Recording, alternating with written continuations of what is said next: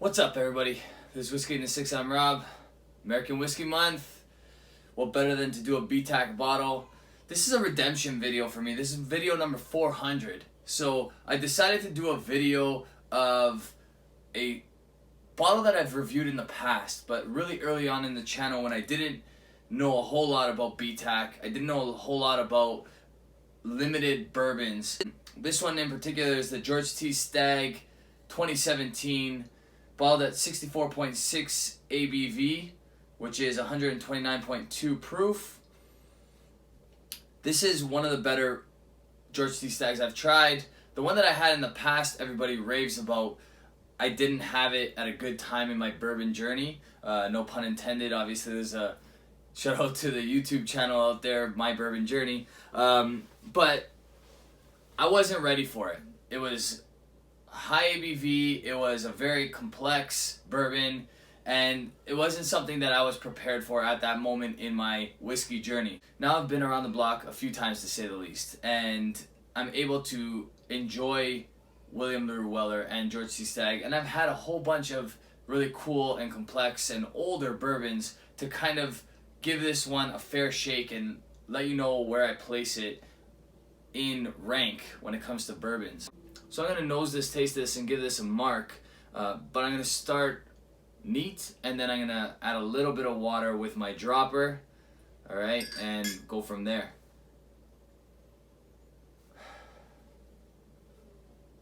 So I do believe that we're just scratching the surface on this whiskey here, because it's been probably 3 or 4 pours out of this bottle. I've given a sample away.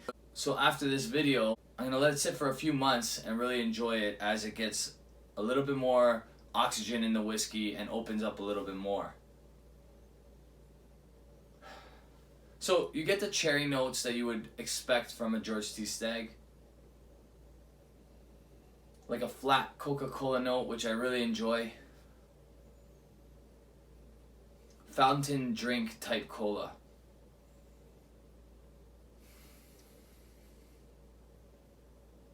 Definitely a brown sugar caramel type note. But then again, back to that fountain drink cola, which I love about George T. Stagg. That's what I get predominantly on the nose. On the palate, neat.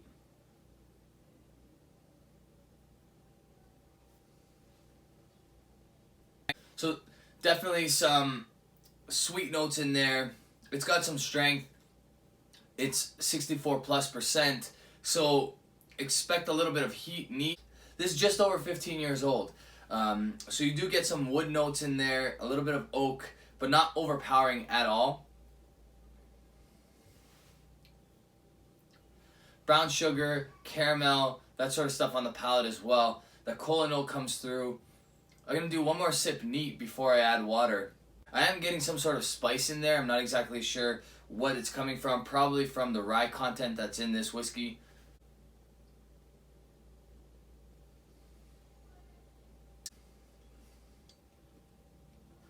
That's really nice. I'm going to add some water.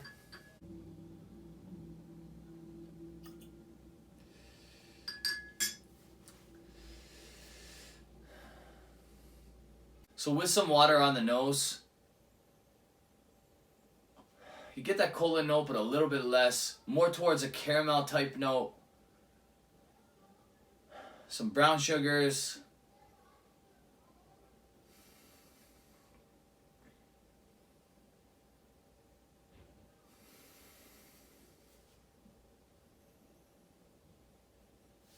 Definitely a dessert-like note on the nose as well, now that there's some water in there.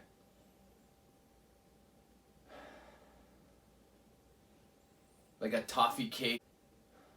Definitely some burnt, like caramel, burnt brown sugar, burnt sweetness. It's really nice. It's coming from that charred oak cask. Really, really nice on the nose. Okay. With water on the palate now.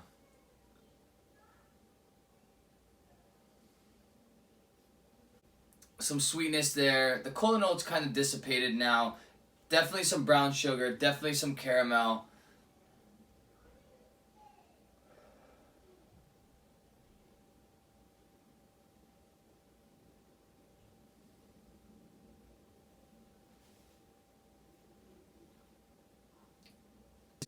It's really nice. As far as bourbons go, this and the William LaRue Weller of the same year, the 2017, are my favorite as a whole. That includes all the Pappies. That includes pretty much every bourbon I've ever tried.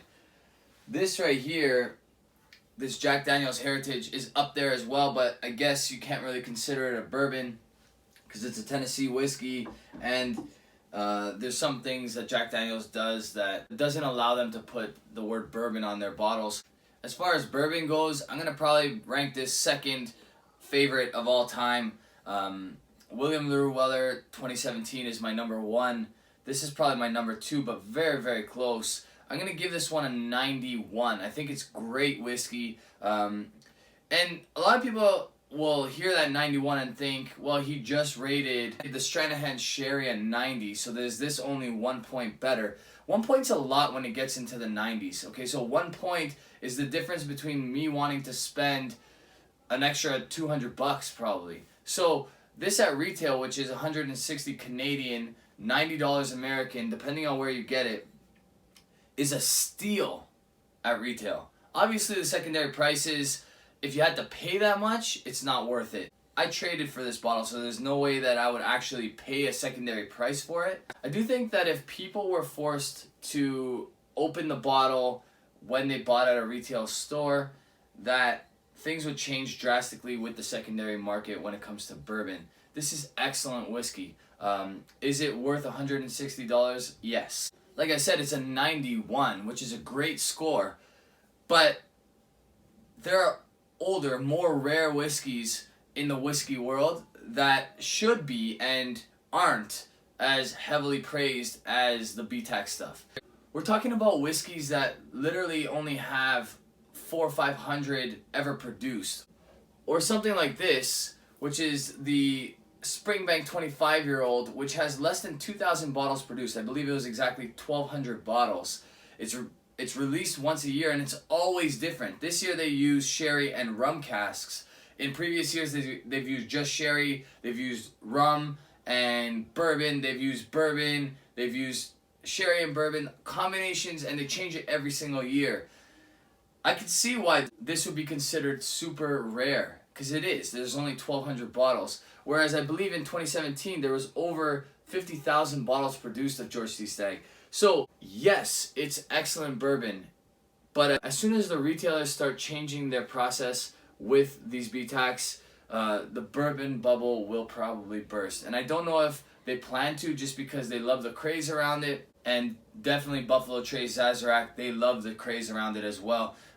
So it's not going to change much, I don't think, but a quick solution would be all of these are on shelf, 1 per customer.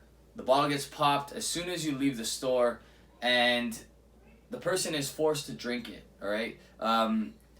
If they started doing that moving forward, you would see that these would be sticking around on shelves a little bit longer, because there's not a lot of people out there willing to spend close to 100 American or close to 200 Canadian on a bottle that they're going to drink. Often, and sadly enough, they only buy those bottles so that they can flip them, all right? That's the sad reality of the whole situation. I'm not judging. I just think that the retailers have the power to take that power away from the consumer. So by doing that, we allow for more people to actually taste this whiskey that are interested in what's inside the bottle and not what the bottle can go for on secondary. That's my little rant. Like I said, this is a 91, excellent bourbon. I'm going to enjoy the rest of this off camera. You guys can check me out on Instagram, Twitter, Facebook. You guys can also support the channel on Patreon. Cheers.